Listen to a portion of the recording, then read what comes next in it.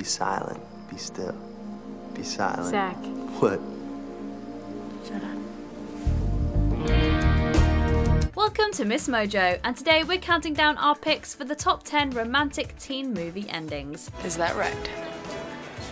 Yeah, but I screwed up. I fell for her. Really? For this list, we'll be looking at the touching conclusions that truly made our hearts flutter. Since we'll be revealing these movies' endings, we are issuing a spoiler alert. Which of these scenes gives you the butterflies? Let us know in the comments. Number 10, the duet, Juno. You're a part-time lover and a full-time friend. The monkey on your back is the latest trend. This coming-of-age comedy drama focuses on teenager Juno McGuff's pregnancy and her complex relationship with Paulie Bleecker. While the protagonist overcomes hurdles like telling her parents and finding an adoptive family, she also struggles with her ambivalent feelings towards Paulie. You have no reason to be mad at me. I mean, you broke my heart. I should be royally ticked off at you. I should be really cheesed off. I shouldn't want to talk to you anymore. Although the pair goes through a rough patch, the film's final scene finds them in a much happier place. Always trying to keep it real, and I'm in love with how you feel. I don't see what anyone can see in anyone else. They trade musical verses in bright sunlight. Juno and Bleecker finally begin a real relationship as they perform a duet of Anyone Else But You. The kiss they share as the ever-present track team runs by is a great way to cap off their sweet yet offbeat relationship. Number 9, Missing the Concert, Nick and Nora's Infinite Playlist. In this romantic comedy drama, music fan Nora meets bassist Nick at one of the latter's shows and ropes him into pretending to be her boyfriend. I know this is gonna sound weird and I'm a total stranger, but would you be my boyfriend for 5 minutes? What? Him? This leads to an adventurous and sleepless night of trying to locate a show by the band Where's Fluffy. Although they finally end up at the concert, they leave after having confrontations with their exes. 3 years I wasted with Ira Silverberg's daughter, and what does it get me? Laura was gonna take me home! Yeah, well, I hate your stupid band! Oh, and P.S., I cheated on you! Go away. Shut up! In the film's final moments, the pair doesn't mind skipping out on the main event. They're much more focused on the slow-mo kiss they share. Sometimes it takes a split second to realise what really matters. This heartfelt conclusion perfectly captures that sentiment. Number 8, You Look Good Wearing My Future, Some Kind of Wonderful. This John Hughes film centres on a love triangle that develops between outcasts/best friends Keith and Watts and the popular girl Amanda. You don't have to do this, Yeah, I do. Okay. I'll be here. Thanks. During Keith's pursuit of Amanda, he goes as far as to use his college fund to purchase earrings for her. But Watt's affections for him sadly go unnoticed. In the end, Amanda encourages Keith to go after his BFF. It's gonna feel good to stand on my own. Here.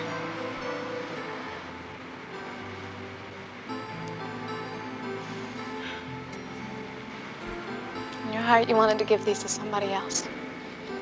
As a sweet touch, he gives her the jewellery instead. The moment is both sweet and triumphant. Watts goes from teary to elated in a matter of seconds. As if that weren't enough, the scene also boasts an epic final line that foreshadows happy times to come. You know.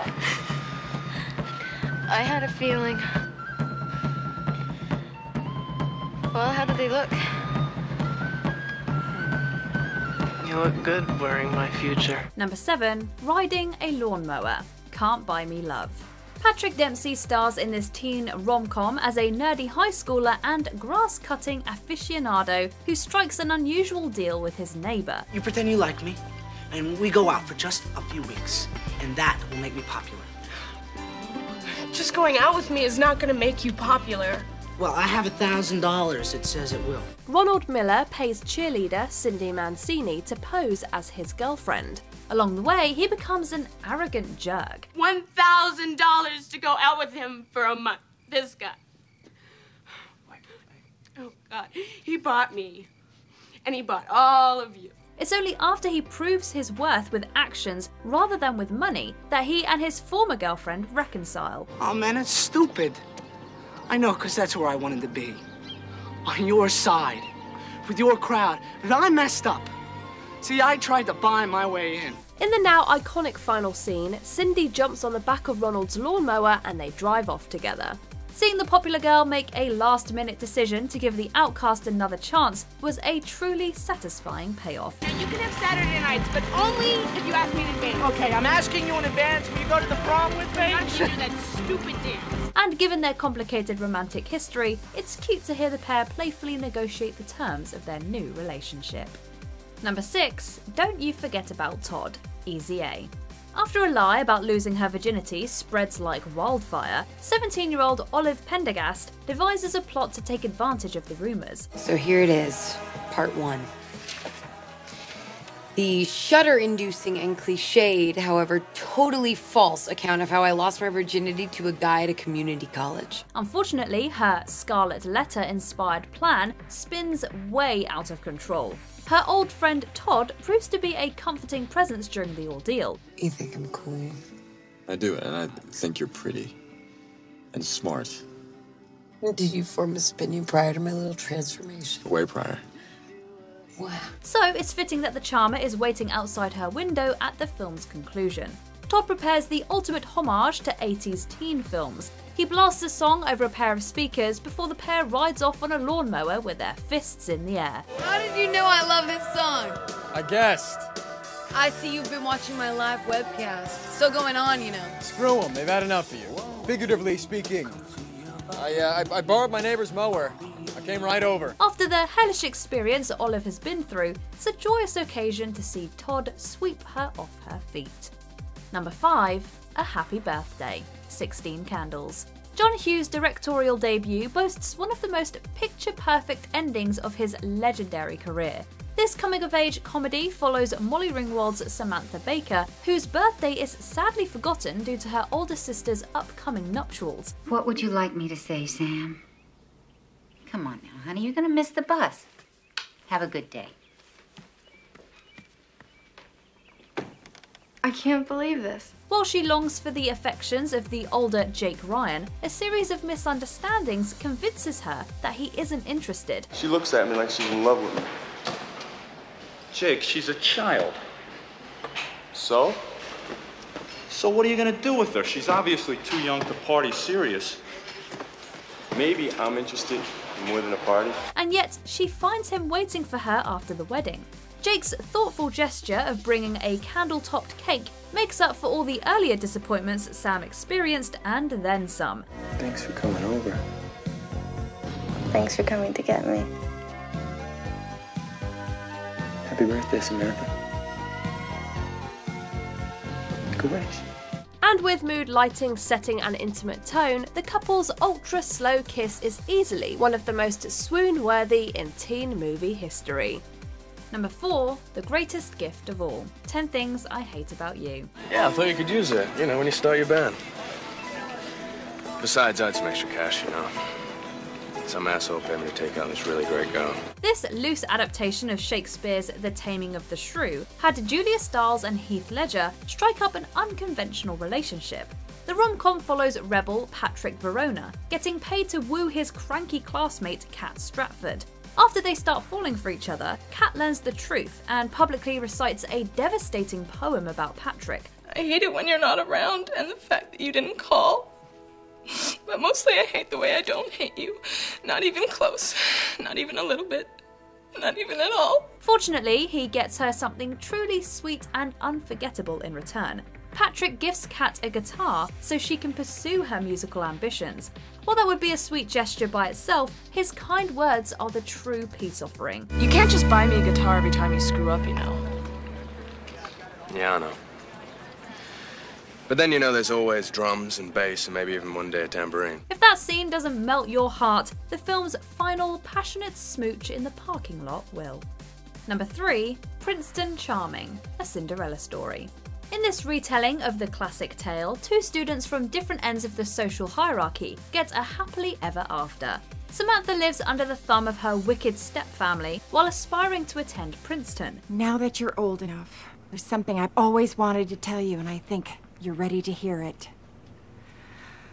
You're not very pretty, and you're not very bright. But she finds happiness when she strikes up an anonymous correspondence with popular football player Austin. Unfortunately, their relationship is embarrassingly aired out at a school event. I know that guy that sent those emails is somewhere down inside of you. But I can't wait for him.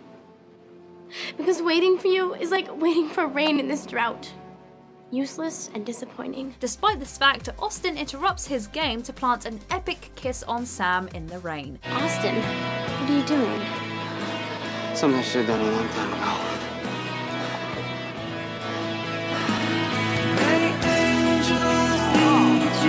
Seeing the significant struggles Sam had to endure makes this an incredibly cathartic scene. It's soon followed by the pair driving off to college together. Ending the story by having the two find love and pursue their dreams together is about as sweet as it gets. As for Austin and me, well, I finally got my cell phone back. We wound up going to Princeton together and lived happily ever after. At least for now. Hey, I'm only a freshman. Number 2, The Final Letter, to all the boys I've loved before. This teen rom-com follows Lara Jean Covey, a high schooler who is shocked to find that her secret love letters have been mailed out under her nose. She decides to strike up a fake relationship with one recipient as part of a revenge plot. What if, we let people think that we were actually together, just for a little while, and not just Sanderson, I mean, everybody. Why would you want that? Naturally, feelings soon develop between the scheming pair. However, it takes until the film's conclusion for them to truly spell out their affection. Lara Jean reads a new letter to Peter on the lacrosse field. I need you to know that I like you, Peter Kavinsky. And not in a fake way. And so I guess that's all I came here to say. Fortunately, he responds with just as much honesty and kindness. Because I'm in love with you, Lara Jean. The kiss that follows isn't the first we've seen from the duo, but since it signifies a major turning point for them, it's definitely the most satisfying. I'd always fantasized about falling in love in a field, but I just never thought it'd be the kind where you played lacrosse. Before we unveil our top pick, here are a few honourable mentions. The Prom, Twilight. Bella's love for Edward is truly undying. I could be like you by now. You don't know what you're saying. You don't want this. I want you. Always. Are you saying you care about me? Clueless. Cher and Josh finally embrace their feelings for each other. Are you saying you care about me? Josh. Graduation. She's all that.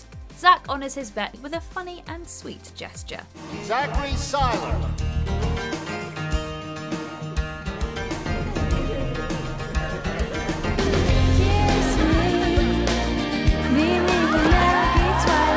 The Centennial Dance. Drive me crazy. Next door neighbours become something more at the climactic school celebration.